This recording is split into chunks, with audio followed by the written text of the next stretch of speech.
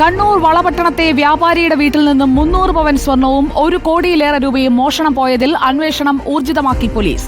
Dog സ്ക്വാഡും forensic സംഘവും പരിശോധന നടത്തി. നായ മണം പിടിച്ച് വീടിന് പിന്നിലുള്ള റെയിൽവേ ട്രാക്ക് വരെ എത്തി. വളപട്ടണം റെയിൽവേ സ്റ്റേഷൻ വഴി മോഷ്ടാക്കൾ കടന്നെന്നാണ് പോലീസ് സംശയിക്കുന്നത്.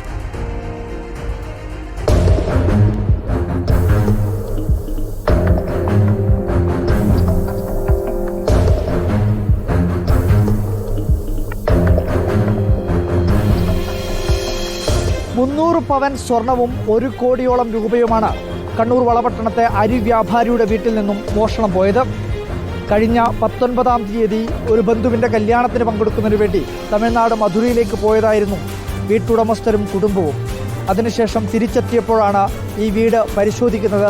അങ്ങനെയാണ് മോഷണം നടന്നതായിട്ടുള്ള വിവരം ഈ അഷ്റഫിനും കുടുംബത്തിനുമെല്ലാം മനസ്സിലാവുന്നത്. കൃത്യമായ രീതിയിൽ 19-ാം തീയതി ഈ കുടുംബം ഇവിടെയില്ല, അതിനുശേഷമുള്ള ദിവസങ്ങളിൽ കുടുംബം ഇവിടെയില്ല എന്നുള്ളത് മനസ്സിലാക്കിയതിൻ്റെ അടിസ്ഥാനത്തിലാണ് 20-ാം തീയതി ഈ മോഷ്ടാക്കൾ ഈ വീട്ടിലേക്ക് എത്തി മോഷണം നടത്തിയത് എന്നുള്ളതാണ് പോലീസിൻ്റെ നിഗമനം. എന്തായാലും CCTV ദൃശ്യങ്ങളും ഫോറൻസിക്കിൻ്റെയും ഡോഗ് സ്ക്വാഡിൻ്റെയും എല്ലാം സംഘം പരിശോധന നടത്തിയിട്ടുണ്ട്. വീടിൻ്റെ എല്ലാ വശങ്ങളിലും CCTVകളുണ്ട്. മുൻവശത്തെ ഗേറ്റ് ചാടിക്കടന്നാണ് മോഷ്ടാക്കൾ എത്തിയിരുന്നത് എങ്കിൽ വളരെ വ്യക്തമായി ഈ മോഷ്ടാക്കളുടെ ദൃശ്യങ്ങൾ CCTVയിൽ പതിയുമായിരുന്നു. എന്നാൽ CCTVയിൽ മോഷ്ടാക്കളുടെ ദൃശ്യങ്ങൾ പതിയാതിരിക്കാൻ വീടിൻ്റെ ഒരു വശത്തെ മതിൽ ചാടിക്കടന്നാണ് സംഘം അകത്ത് കടന്നത്. വീടിൻ്റെ മതിൽ ചാടിക്കടന്നാണ് മോഷ്ടാക്കൾ അകത്തേക്ക് കയറിയത് എന്നുള്ളതാണ് പോലീസിൻ്റെ നിഗമനം.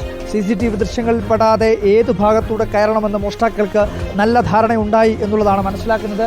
ഈ ഭാഗത്തു കൂടിയുള്ള, അതായത് CCTV ദൃശ്യങ്ങളിൽ പതിയാത്ത ഭാഗത്തുകൂടെയുള്ള മതിൽ ചാടിക്കടന്നാണ് മോഷ്ടാക്കൾ അകത്തേക്ക് എത്തിയത്. പുറകുവശത്തെ ജനൽപ്പാളി മുഴുവനായി അടർത്തി മാറ്റിയാണ് വീടിനകത്ത് സംഘം കടന്നത്. ശേഷം ലോക്കറിൽ സൂക്ഷിച്ച പണവും സ്വർണവും കൈക്കലാക്കി. ലോക്കറിൻ്റെ താക്കോൽ വീട്ടുകാർ വീട്ടിൽ തന്നെയായിരുന്നു സൂക്ഷിച്ചത്. ഡോഗ് സ്ക്വാഡിൻ്റെ പരിശോധനയിൽ വീടിനോട് ചേർന്നിട്ടുള്ള ഒരു വഴിയിലൂടെ ഈ മോഷ്ടാക്കൾ ഈ റോഡ് വഴി നേരെ വളപട്ടണം റെയിൽവേ സ്റ്റേഷന് സമീപത്തേക്ക് സഞ്ചരിക്കുന്ന, അല്ലെങ്കിൽ അതുവഴി കടന്നു പോകുന്ന റെയിൽവേ ട്രാക്കിലേക്ക് പോയതായാണ് മനസ്സിലാകുന്നത്. ഡോഗ് ഇതുവഴി സഞ്ചരിച്ച് നേരെ റെയിൽവേ ട്രാക്കിലേക്ക് എത്തുകയും അവിടെ നിന്നും വളപട്ടണം റെയിൽവേ സ്റ്റേഷനിലേക്ക് ഈ ഡോഗ് സഞ്ചരിക്കുകയും ചെയ്തിട്ടുണ്ട്.